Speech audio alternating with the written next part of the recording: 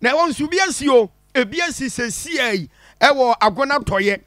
ewo no mo na yesi opani ba kwa fa ne porofori na sa opani mpo no yesi 2020 abato no ono akona na okita franka no edema MPP amenyokuo no ede fose bia yento aba mo mo nanka wompie mo Ghana mra hye badwafie to no adwuma no aye bi krada na wogina ho na emom nyade akonya no ne nsa kan ye so hu enti ogide pass 2024 de na me se wadi nkan gina bi penti no wo ba ene delegates no benya gidie wonmu no mo hunu mo bo ato aba ne de ama no na bra nne wo mo de o mo so vate no kron so no tie o mo se opani afanse porofori o mo gini tuma enyeye edi enti na mo gini tuma enyeye o mo so amanfo bebre kura the petition e de abre vetting committee no se ebeya wo mo gini film na se bi papa no ne honte asanke kawa ne efin bi won ho kakra enti beya won ko na chi na onsa ma mepem enti ono de esie no wo mayi na film se sie yi e wono na opani e wono na bomade ne amansan e kasa e de ma NDC amnyoko no ne fa e wo Agona ene ne mpatem wono mo ye fra no African Zion wa bomade a kirekire mu e de ma ye de nam support ya opani ya ne de ene porofori sesei o ma bomade a disqualify no e wo sa abato no emu. But as we speak, no, we vetting as at now, no, vetting committee, you know, almost vetting out.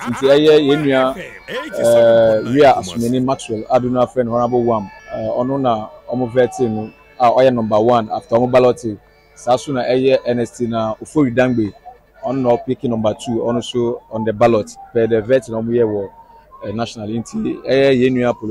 Unfortunately, the vetting committee, you know, because of some reasons, ebeda umenimi unclear. Oh yeah, I'm privy to it, but I don't think there are issues for the public. I think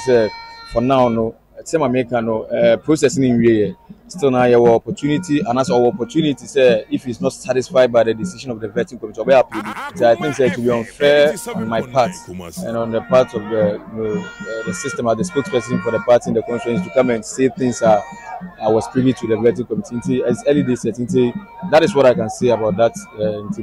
Keep on for that until after the process, then the other thing besides internal affair, until as much as possible, never person keep it intact. That is what we can say. So I can confirm, he has been disqualified as of now, subject to the decision of the review committee if he decides to apply for that. So that's what I can say. And then we saw for African Zion, and I attend anyone, and a Casa Edema and this Amunukunifa, a war Agona, and name Patamuna. Maybe I yet read dear. Yabashana yet me and I Hokakrania Diga, Yaba. Sapon, hey, yeba, news in a watch on Yinano, a temu.